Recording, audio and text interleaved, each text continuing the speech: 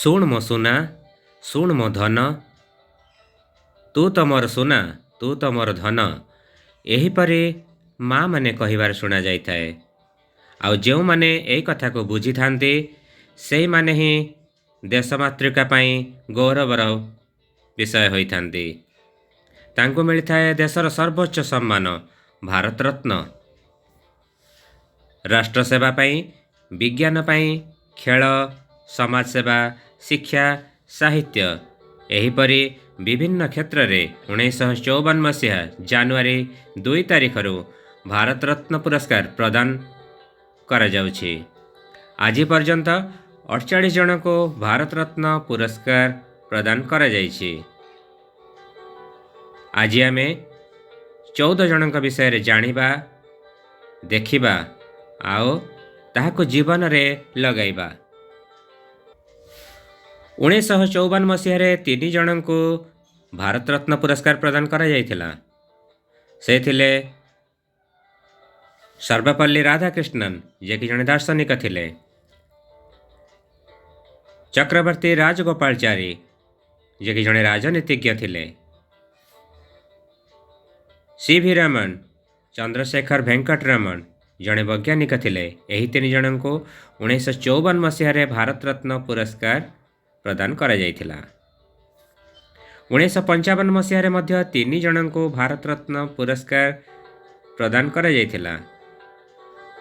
ସେ ଥିଲେ ମୋକ୍ଷଗୁଣ୍ଡମ ବିଶ୍ୱେଶ୍ୱରାୟା, ଯିଏକି ଜଣେ ବୈଜ୍ଞାନିକ ଥିଲେ, ଜବାହରଲାଲ ନେହେରୁ, ଯିଏକି ଜଣେ ରାଜନୀତିଜ୍ଞ ଥିଲେ, ତାଙ୍କ ପାଇଁ ଶିଶୁ ଦିବସ ଆମେ ପାଳନ କରି ଆସୁଛୁ। ଦାର୍ଶନିକ ଡକ୍ଟର ଭଗବାନ ଦାସ ମଧ୍ୟ 1955 ମସିହାରେ ଭାରତରତ୍ନ ପୁରସ୍କାର ପାଇଥିଲେ। 1957 ମସିହାରେ ପଣ୍ଡିତ ଗୋବିନ୍ଦ ବଲ୍ଲଭ ପନ୍ଥକୁ ଭାରତରତ୍ନ ପ୍ରଦାନ କରାଯାଇଥିଲା। 1958ରେ ଡକ୍ଟର ଧୋନ୍ଦ କେଶବ କର୍ଭ, ଯିଏକି ଜଣେ ସମାଜସେବୀ ଥିଲେ, ଭାରତରତ୍ନ ପାଇଥିଲେ। 1961 ମସିହାରେ ଭାରତରତ୍ନ ପ୍ରଦାନ କରାଯାଇଥିଲା ଡକ୍ଟର ବିଧନ ଚନ୍ଦ୍ର ରୟଙ୍କୁ। 2 ଜଣଙ୍କୁ ପ୍ରଦାନ କରାଯାଇଥିଲା 1961 ମସିହାରେ ପୁରୁଷୋତ୍ତମ ଦାସ ଟଣ୍ଡନ। ଏହିସବୁ ମହାନ ବ୍ୟକ୍ତିତ୍ୱଙ୍କ ଉପରେ ଡାକ ଟିକଟ ପ୍ରକାଶିତ ହୋଇଛି। 1962 ମସିହାରେ ପ୍ରଥମ ରାଷ୍ଟ୍ରପତି ଡକ୍ଟର ରାଜେନ୍ଦ୍ର ପ୍ରସାଦଙ୍କ ଭାରତରତ୍ନ ପ୍ରଦାନ କରାଯାଇଥିଲା।